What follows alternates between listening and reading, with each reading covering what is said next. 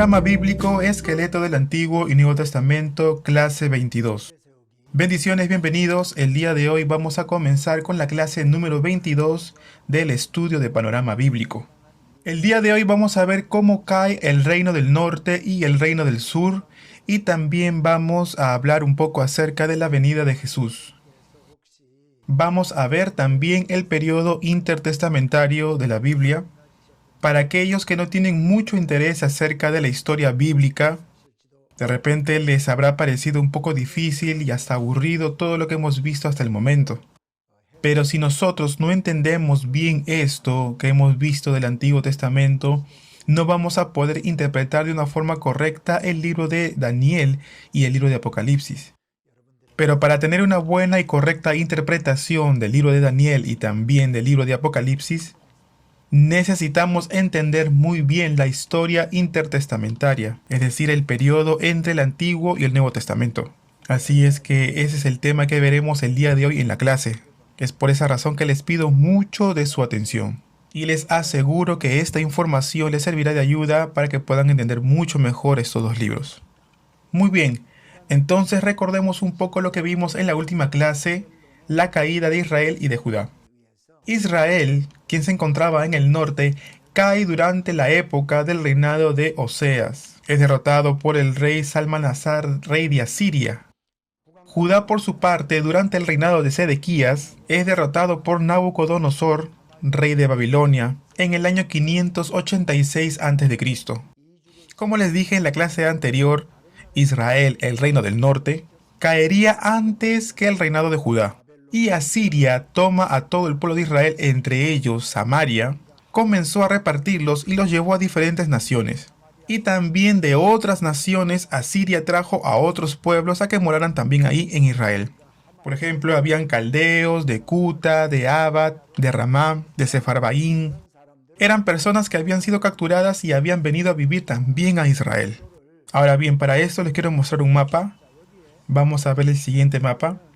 Por aquí abajo se encuentra el Mar Muerto, está en la parte izquierda inferior y por ahí estaría el río Jordán. Ahí está Samaria, esa zona de aquí es Samaria. Más arriba se encuentra Gozán, Alá, ahí está también Sefarbaín, Arbat. A todos estos lugares fueron repartidos y exiliados los israelitas. Y de estos lugares, de estos pueblos, fueron traídos gente a Samaria. Parecía más bien como un intercambio, ¿no? Llevaban algunos a estos pueblos y de estos pueblos traían a Samaria. ¿Y cuál era el fin? Para que se mezclaran entre ellos. Como les dije en la clase anterior, los samaritanos desde esta época van a ser mezclados. Se convertirá en una raza mezclada. Y serían mezclados con pueblos paganas o con tierras paganas. Más adelante, en la época de Jesús, dice la palabra que los judíos no se trataban entre sí con los samaritanos, y simplemente trataban a los samaritanos como un pueblo gentil. Cuando el pueblo de Israel regresó del cautiverio babilónico, todavía seguían manteniendo conflictos con el pueblo de Samaria, al igual que Judá. Judá cayó en manos del rey Nabucodonosor, rey de Babilonia. Ahora veamos aquí en el mapa, y vamos a utilizar el mismo mapa. Fueron llevados a Babilonia, a Susa, y fueron llevados como cautivos a que vivieran en esos países. Después de la caída de Jerusalén, que fue en el año 586 a.C., 20 años atrás de esta fecha ya había sido llevado un grupo como cautiverio. Y entre este grupo estuvo Daniel, también Ezequiel. Este punto lo vamos a tocar más adelante nuevamente. Entonces, finalizando con este tema, vamos a ver la siguiente diapositiva. Esta diapositiva se trata acerca del periodo intertestamentario, entre el Antiguo Testamento y el Nuevo Testamento. Me parece que esto ya lo hemos visto en la primera o en la segunda clase también. Quiero que ustedes puedan recordar muy bien esta diapositiva. Israel, el reino del norte, va a caer en manos de Asiria por el rey Salmanasar. Y esto sucedería en el año 722 a.C. Pero Judá seguiría existiendo por unos 100 años más. 100 años más, 90 años más aproximadamente, seguiría existiendo Judá. Asiria gobernaría todo ese territorio que había conquistado de Israel hasta que cae en manos de Babilonia. Y esto sucedió en el año 612 a.C. y en esa fecha también cae Nínive, la ciudad capital de Asiria. Asiria fue la nación o el imperio que hizo caer a Israel, el pueblo de Dios, ¿verdad? Entonces Dios a su vez va a castigar a Siria, utilizando a Babilonia, y en sus manos Asiria caería. Y a su vez que Babilonia haría hacer caer a Judá, al reino de Judá, Dios castigaría a Babilonia a manos de los persas. Dios tomaría a un hombre que se llama Jehú para matar a todos los reyes y a la dinastía real, tanto del reino del norte como del reino del sur, que idolatraban a Baal y a Asera. De esa misma forma, Dios castigaría a Asiria y a Babilonia por haber sido instrumentos de iniquidad para con su pueblo. Desde el año 606 a.C. hasta el año 536 a.C., es conocido como el periodo del cautiverio, desde el primer periodo de cautiverio hasta el primer retorno. El primer retorno fue cuando en el primer año del rey Tiro de Persia firmó un edicto de que pudiera retornar nuevamente el pueblo de Judá. ¿Para qué? Para que puedan construir nuevamente el templo que había sido derribado. Y esto sucedió en el año 536 a.C. Del año 606 al año 536 son 70 años. Y eran 70 años de cautiverio entre el primer grupo que fue llevado como cautivo y el primer grupo que retornó del cautiverio. Después de 20 años que fue llevado el primer grupo al cautiverio, en el año 586 a.C., caería Jerusalén. Entonces ya desde hace 20 años atrás de la caída de Jerusalén, el rey Nabucodonosor, rey de Babilonia, ya iba llevando grupos de judíos a Babilonia como cautivos. Y en el primer grupo, Babilonia llevó a muchos líderes de Judá. Babilonia haría caer a Siria y a su vez Babilonia caería por el reinado de Persia. Encontramos la historia de Asiria, de Babilonia y de Persia y Roma en el libro de Daniel capítulo 2, capítulo 8 y capítulo 7 también. Es decir, en los capítulos 2, 7 y 8 del libro de Daniel. En la historia de los sueños y la revelación que tuvo Daniel, el ángel le revela a Daniel justamente todo esto, lo que iba a ocurrir en el futuro. Perdón, me equivoqué. Son entonces Babilonia, Persia, Grecia y Roma. Son estos 4 imperios que aparecen en el libro de Daniel. Babilonia, Persia, Grecia y Roma. Fue profetizado en el libro de Daniel que estos 4 imperios se iban a levantar. Ahora bien, ¿quién escribió el libro de Daniel? Ahora que nosotros adoptamos una perspectiva evangélica, entendemos que la Biblia, que los 66 libros de la Biblia, es la palabra inerrante de la palabra de Dios, es la Biblia. Y por esa razón nosotros entendemos que fue Daniel quien escribió el libro de Daniel. Pero hay algunas personas, hay muchos que niegan que la Biblia es la palabra de Dios y que esto fue escrito por los hombres y reconocen que la Biblia puede tener errores por ser una creación humana. Pero si nosotros vemos el libro de Daniel, este demuestra todo lo contrario. ¿Por qué? Porque Daniel explica con precisión los imperios que habrían de levantarse a lo largo de toda la historia. Ahora, con esta información hay muchos que dicen no, pero Daniel fue escrito en la época de Jesús.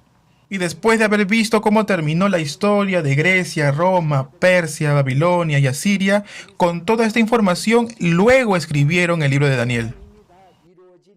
Estas personas que argumentan esto simplemente no creen que la Biblia sea la palabra de Dios. Entonces simplemente ellos dicen, no, la Biblia fue escrita por hombres. Por lo tanto, solamente se requiere de intelecto o discernimiento para poder interpretar la palabra de Dios.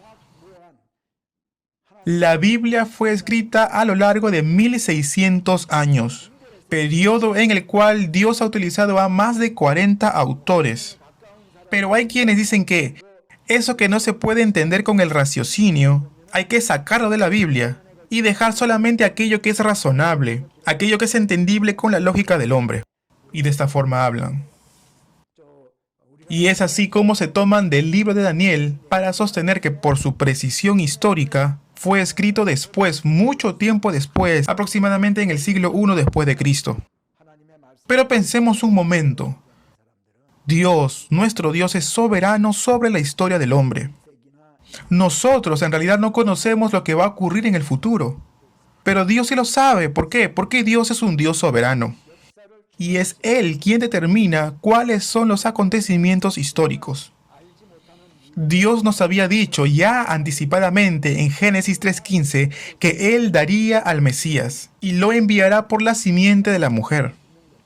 Ahora bien, nosotros creemos que Daniel fue escrito por Daniel.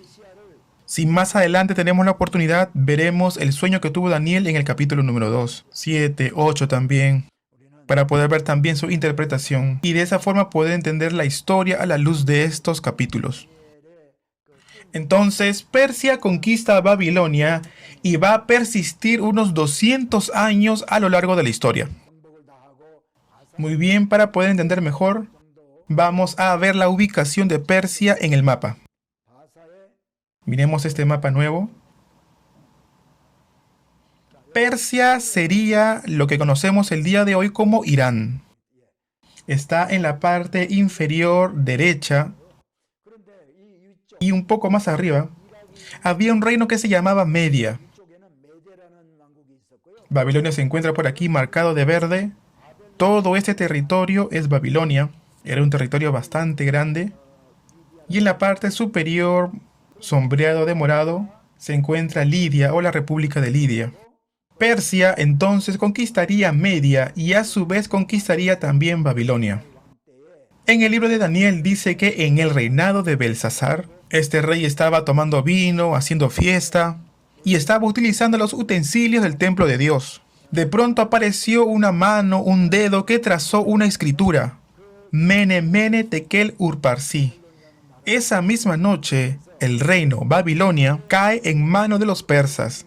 Mene, Mene, Tekel, Uparsin significa que Dios contó su reino y le ha puesto fin. Dice, pesado fue en balanza y fue hallado falto. De esta forma es conquistada Babilonia por Persia. Ahora bien, mirando el siguiente mapa, vamos a darnos cuenta lo grande y vasto que fue el territorio conquistado por Persia. Esto que está acá abajo es Egipto o parte de Egipto. Turquía, como la conocemos el día de hoy, está en la parte superior. Macedonia se encuentra más arriba. Hoy es conocido como Irán. Por ahí está Irán. ¿Y hasta dónde llegó? Llegó hasta India. Justamente en esa frontera. Esa frontera es el río Indo y justamente colinda con la frontera con India. Y hasta ese punto, hasta esa frontera llegaba el territorio de Persia. Alejandro gobernaría más adelante todo este territorio gobernado por los persas, pero eso se lo voy a mostrar más adelante en otro mapa.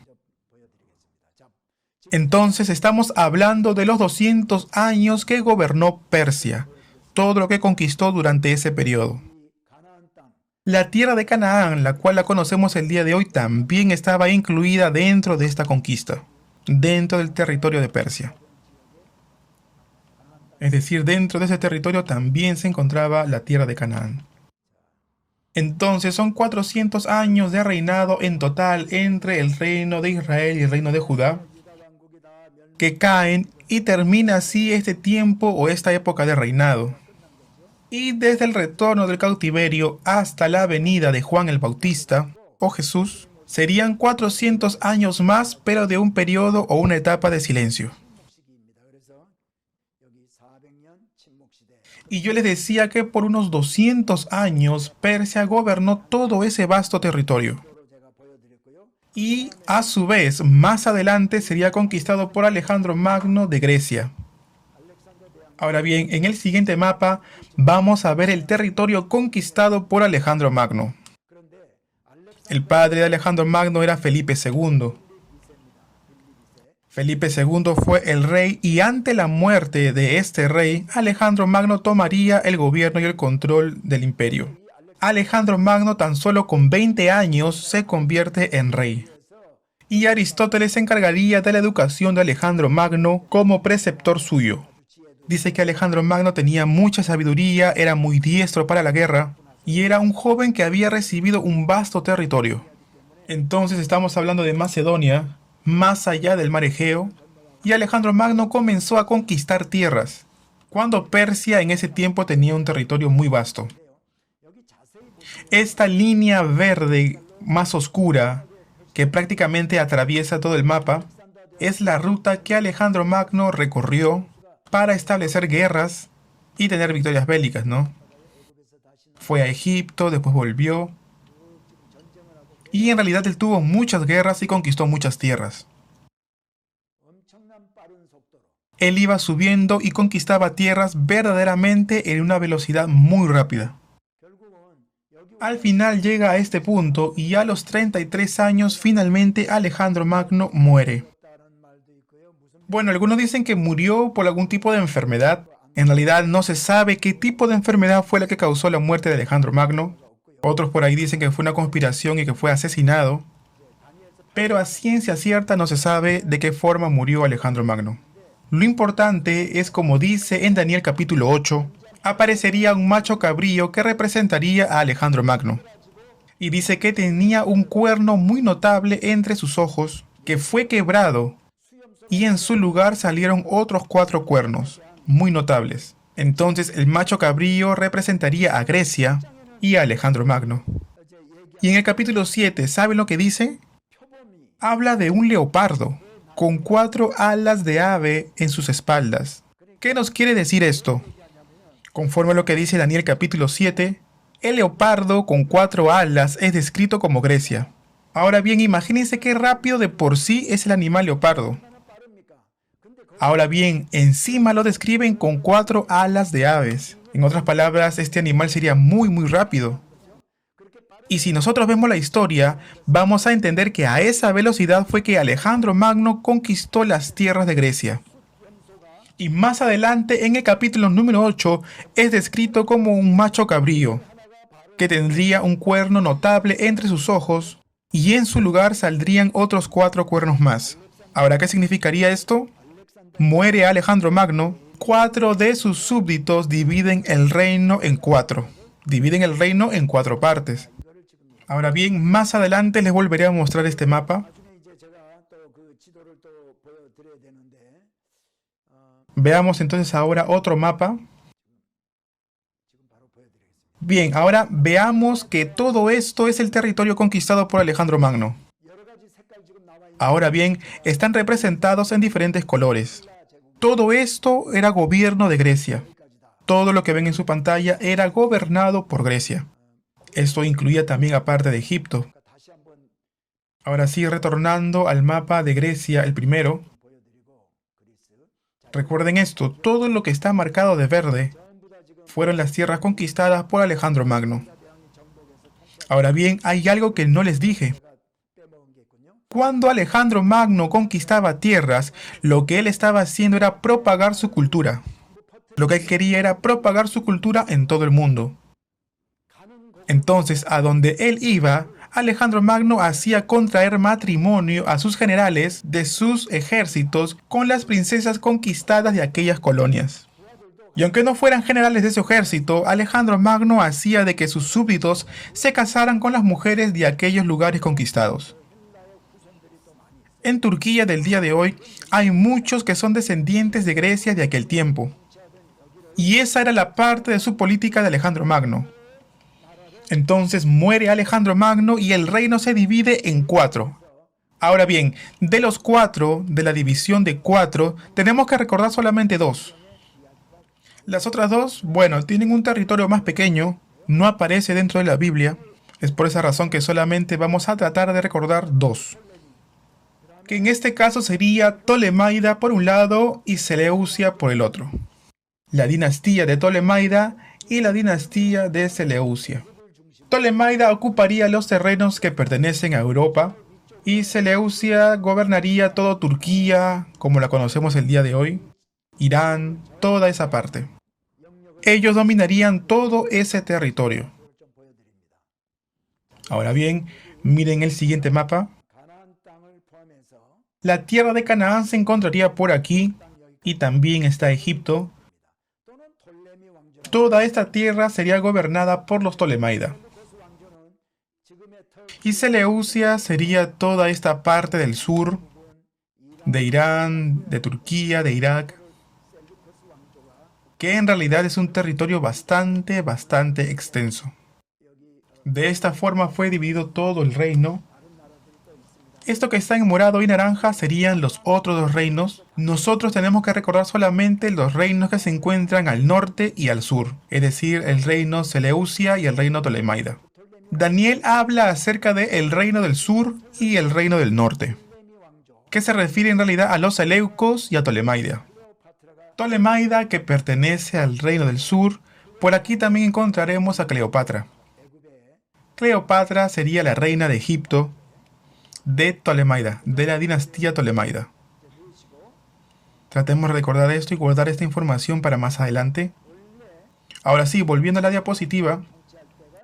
Entonces Grecia gobernó 30 años sobre la tierra de Canaán, y Ptolemaida gobernó durante 100 años. La Biblia no habla mucho acerca de este periodo, excepto solamente el libro de Daniel. Ahora, Seleucia va a gobernar Israel durante 34 años. Serían aproximadamente 170 años que estarían bajo la influencia de Grecia. Bueno, sería un tiempo en donde Grecia gobernaría la tierra de Egipto y también gobernaría la tierra de Canaán. En Alejandría, que se encuentra en Egipto, la Biblia que se encontraba en hebreo o los escritos que se encontraban en hebreo serían traducidas al griego. Y nosotros o la mayoría la conocen como la versión de la Septuaginta. ¿Y por qué se llama Septuaginta? Porque en realidad viene o da a connotar el número 70. Y fueron 70 los eruditos que tradujeron esta versión. Otra cosa muy importante que aparece en el libro de Daniel tiene que ver con el prototipo o la figura del anticristo que aparece también ahí. En este caso recaería sobre Antíoco IV. Ahora bien, de él quiero referirme hoy en esta clase. La tierra de Canaán pasa de manos de Ptolemaida a Seleuco. Y fue a partir de una guerra que logró dominar toda esta parte de Israel.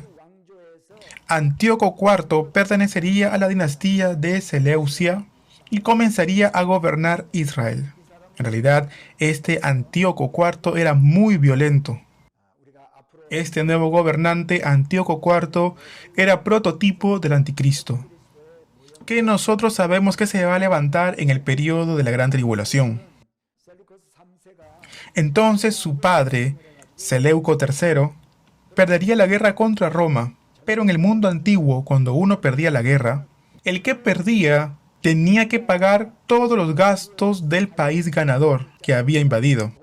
Entonces, el padre de Antíoco IV se había comprometido con Roma de pagarle todos los gastos de la guerra si salía victorioso Roma, y en realidad se necesitaba mucho dinero para poder hacer una guerra.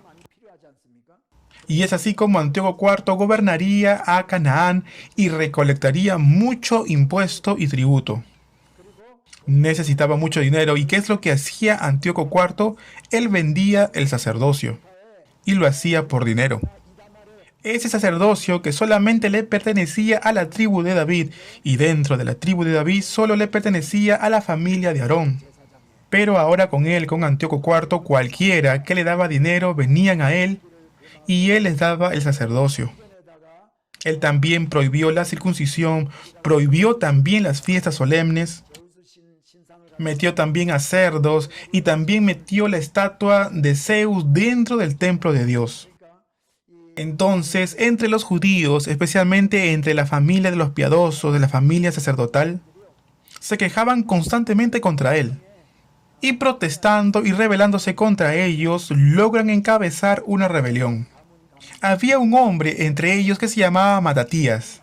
Él pertenecía a la familia del sacerdote. Este hombre Matatías tenía 5 hijos. Juntamente con sus 5 hijos y a otros hombres piadosos, hacen frente a Antíoco IV, que pertenecía a la dinastía de Seleucia. Y con mucho esfuerzo logran echar fuera de sus tierras a Antíoco IV. Y de esta forma se levanta en medio del pueblo un reino asmódico. Ahora bien, ¿por qué nosotros lo conocemos o lo llaman como la rebelión de los macabeos? Este hombre tenía 5 hijos y el tercero de ellos se llamaba Judas. y el sobrenombre de este era Macabeos. Macabeos significa martillo de hierro, es decir, que da la impresión que de los 5, este hombre habría sido el más valiente. Es por esta razón que esta rebelión es conocida como la rebelión de los Macabeos. Es así como ellos echan fuera a la dinastía Seleucia de Israel, y el sacerdote en esta oportunidad se convertiría en el rey. Y este reinado o este reino es conocido como un reinado asmónico. Cuando ya se levanta y se establece este reino asmónico, luego viene Roma o se levanta Roma y conquista este reino asmónico. Es así como Roma asignaría un nuevo gobernador y este gobernador sería Herodes. ¿Para qué? Para que él gobierne todo el territorio de Israel. Y para esto, Herodes recibiría la ayuda del general llamado Antonio, quien vence a todo el ejército macabeo. Ahora bien, les quiero explicar un poquito más detallado acerca de esto. Esta información no se encuentra en la Biblia, pero igual es bueno que nosotros sepamos de esto. No suelo utilizar diapositivas cuando enseño esta parte de la historia, pero yo sé que ustedes están estudiando en forma virtual y bueno, yo creo que de repente les podría resultar un poco difícil poder entender sin algún tipo de diapositiva como ayuda.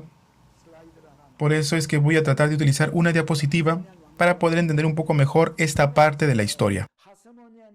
Entonces, de esta forma se levanta el reino asmónico.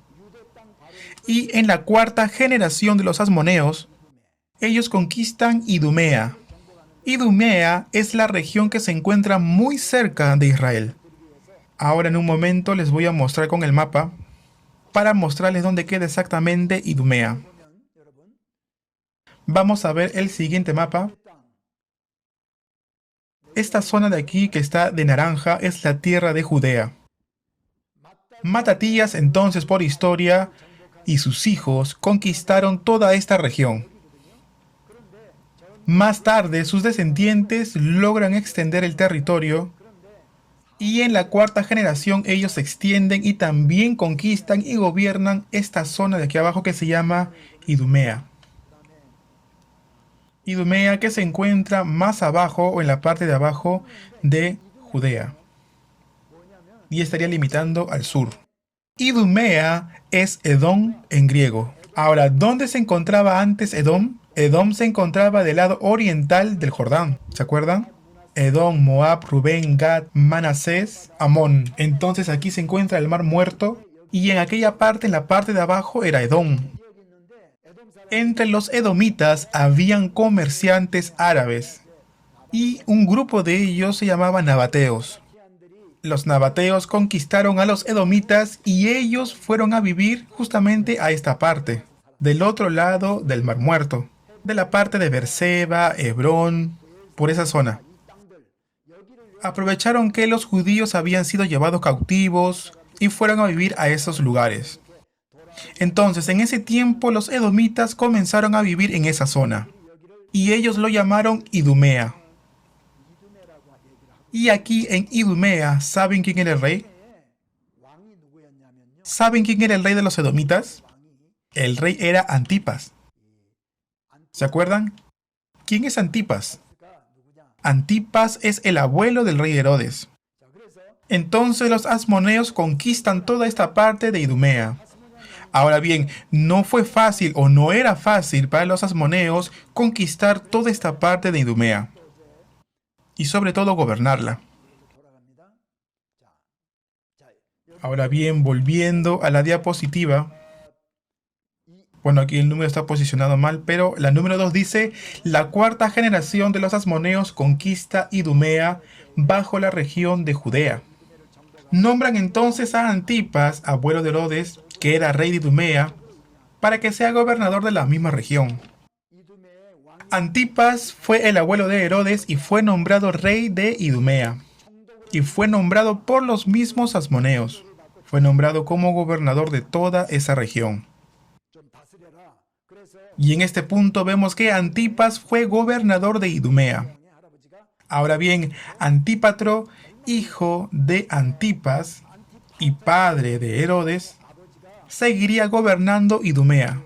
Pero con la ayuda de Pompeyo de Roma, derriba o derroca a los asmoneos. Vamos a explicar un poquito más acerca de Roma.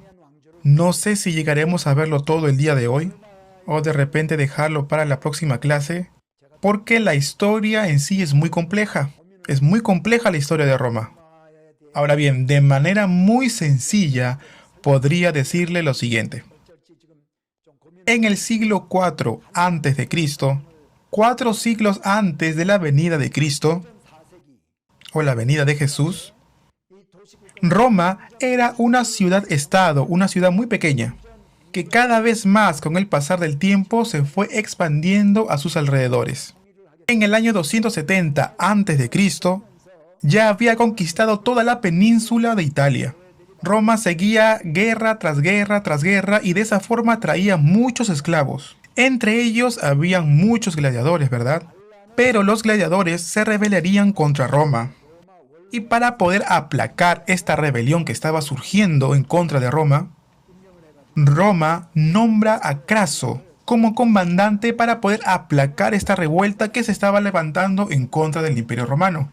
Luego, más adelante, Pompeyo y Craso, estos dos hombres reclutan a Julio César, y es así como forman el primer triunvirato para gobernar. Julio César conquistaría la parte donde se encontraba Italia y sus alrededores. Pompeyo gobernaría sobre Turquía, Siria. Siria se encontraría al norte de Canaán. Toda esa parte de Siria fue tomada por Pompeyo. Pompeyo gobernaría esta zona, Siria y Turquía. Después de gobernar Siria y Turquía, Pompeyo desciende hacia el sur y quiere gobernar también Judea. Y es así que él pide la ayuda de Antípatro, que era el padre del rey Herodes, y de esta forma es como gobierna Judea. Y es así como nombran a Antípatro, padre de Herodes, como gobernador de todo Judea. Y en esos tiempos el rey de los asmoneos era Hircano. Él fue destituido y limitaron sus funciones solamente al sacerdocio. Y por otro lado, en Roma, César había muerto. Ahora bien, quiero hablarles del Octaviano. Es el punto 6 de la diapositiva que ustedes pueden ver. Octaviano era el hijo adoptivo de Julio César. Por otro lado, Julio César se había enamorado de Cleopatra, quien era de la dinastía de Ptolemaida. Luego tiene un hijo con ella, y Cleopatra trataría que el hijo que tuvo con Julio César a toda costa sea el heredero y tome el trono de su padre Julio César. Es decir, que continúe con el trono. Pero fracasa porque Octaviano, el hijo adoptivo de Julio César, tomaría el poder.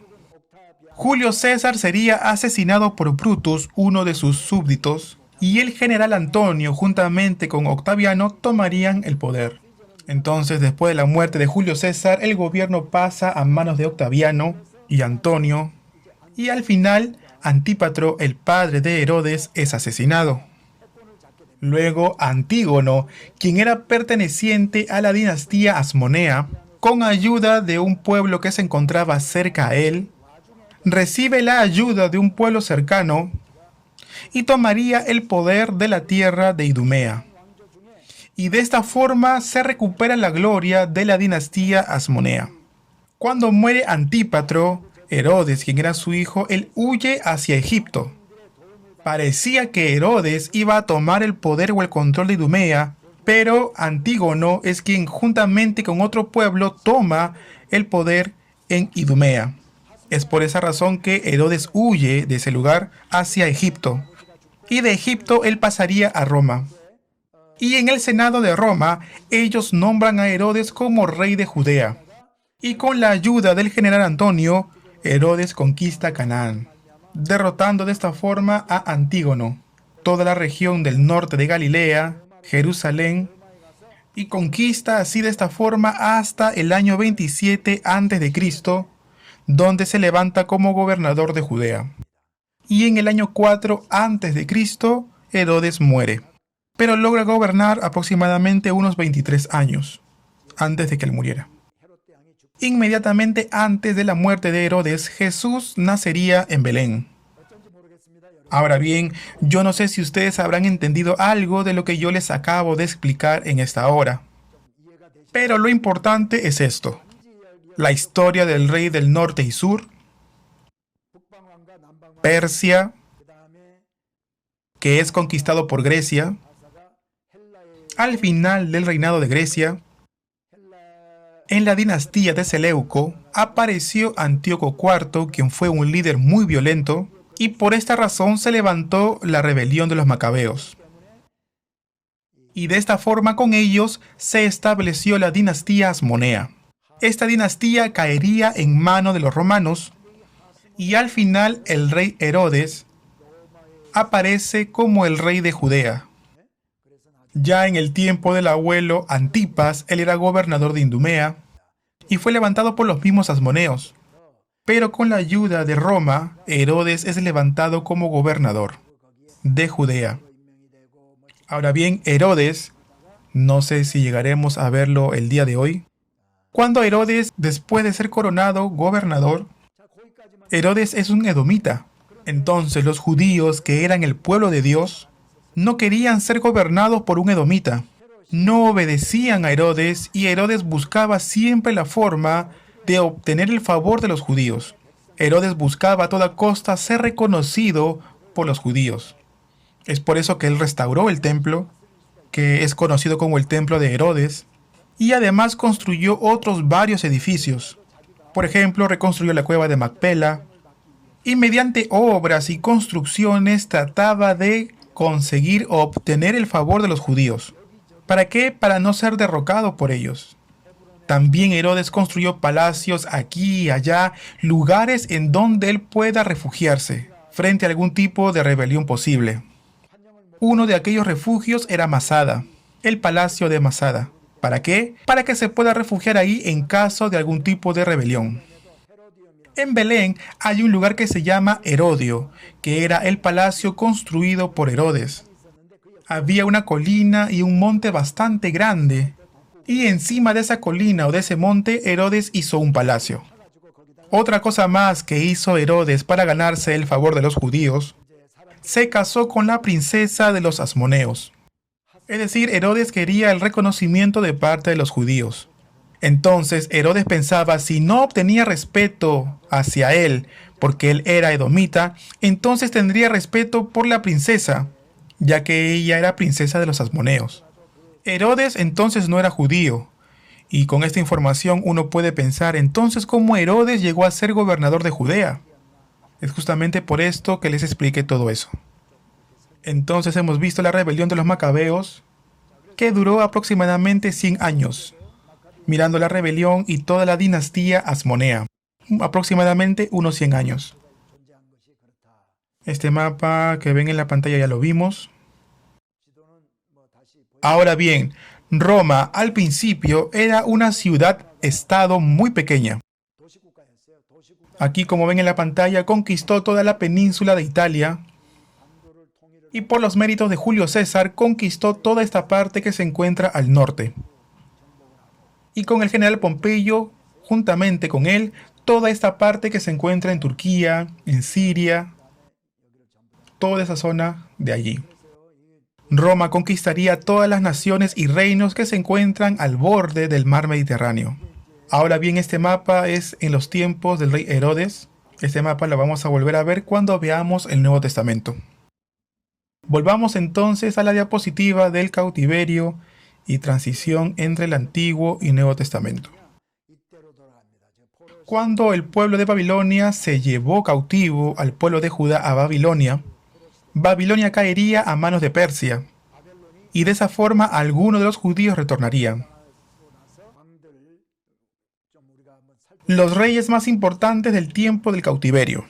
Esta información aparece en la Biblia. Entonces veamos Babilonia. Uno de los reyes más conocidos de Babilonia para nosotros es Nabucodonosor. Nabucodonosor se llevó al primer grupo cautivo a Babilonia en el año 606 a.C. y entre ellos estaba Daniel. Daniel no fue el único, pero podríamos decir que fue el más representativo. El segundo grupo fue llevado en el año 597 a.C. y entre ellos podemos resaltar a Ezequiel. El tercer grupo fue llevado cuando cayó Jerusalén en el año 586 a.C.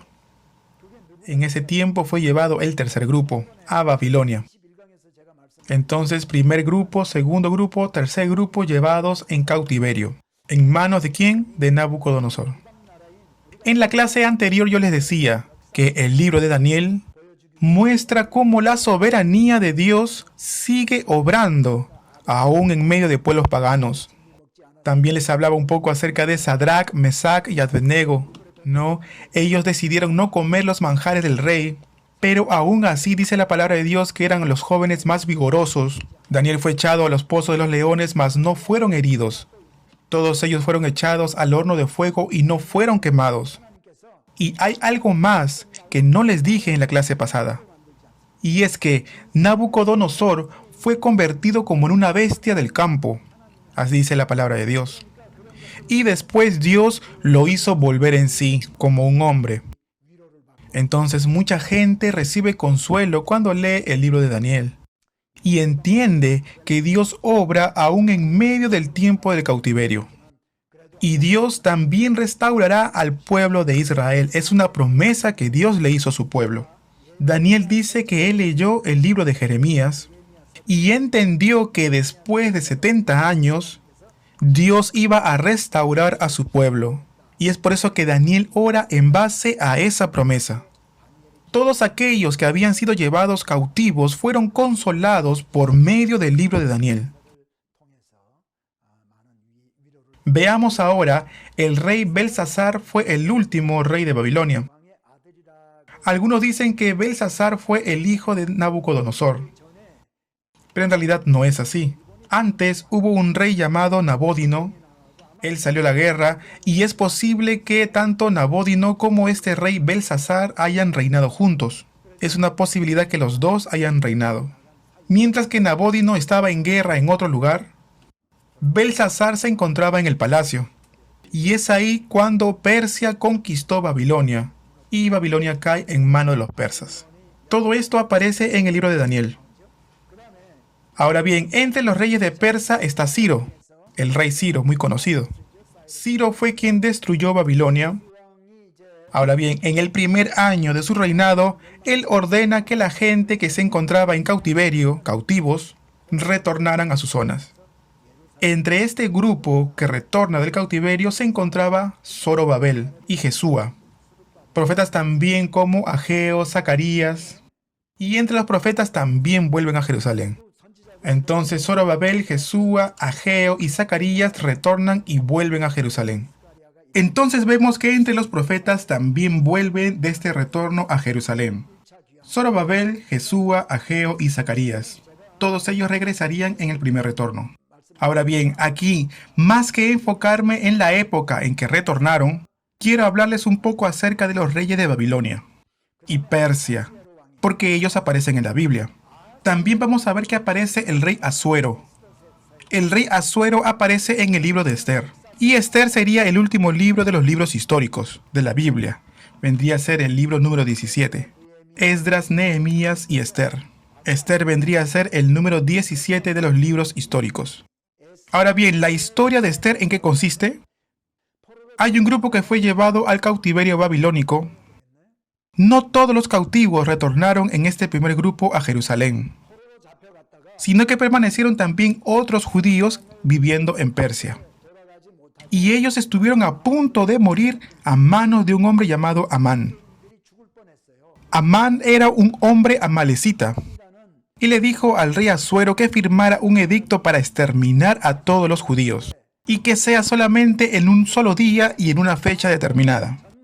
Pero por la oración de Esther y la sabiduría de Mardoqueo, el pueblo judío fue rescatado y estuvieron a punto de sufrir una masacre que los exterminaría de toda la tierra de Persia. Pero Dios les concede vida. Es por eso que los judíos celebran esta fiesta como una fiesta solemne. Toda esta información y esta historia aparece en el libro de Esther. El rey en aquellos días era el rey Asuero. Entonces tenemos al rey Ciro y también tenemos a otro rey llamado Asuero. que eran importantes. También está el rey Artajerjes. En sus días se da el segundo y tercer retorno de los judíos que se encontraban cautivos hacia Jerusalén. Esdras volvería en el segundo retorno. Esdras era un escriba. ¿Qué es lo que hicieron entonces Esdras, Zorobabel, Nehemías después de retornar a Jerusalén? Eso lo vamos a ver más adelante o quizá en la próxima clase, en la número 23 de repente. Entonces, durante el reinado de Artajerjes, Esdras vuelve con el segundo grupo y en el tercer grupo vendría Nehemías, que sería un grupo más pequeño. Todos ellos regresarían a Jerusalén. Ahora bien, Nehemías era el copero del rey y él era quien probaba todas las comidas antes que el rey lo hiciese. Esto era usual para ver que la comida del rey no estuviese envenenada. Entonces Nehemías, el copero del rey, vuelve a Jerusalén.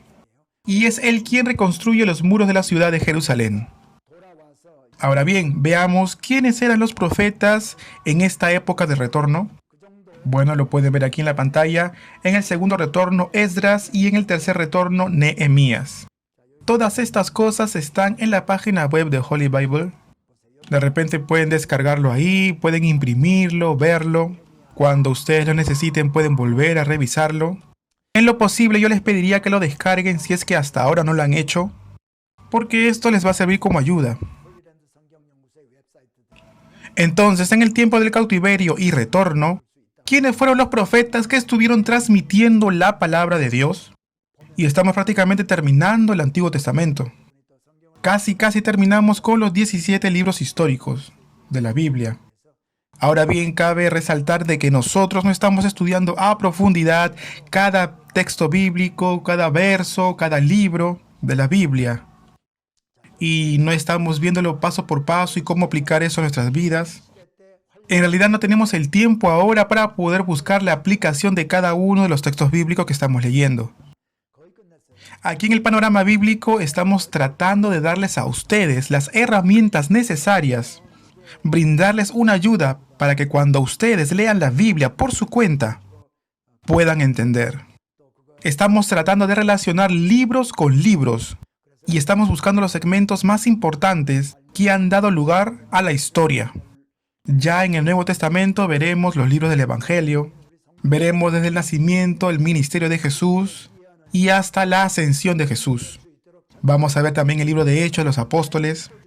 Vamos a ver también la obra de los apóstoles, cómo es que el ministerio de Jesús se expande por toda Jerusalén, Judea y Samaria, y hasta lo último de la tierra, como dijo Jesús.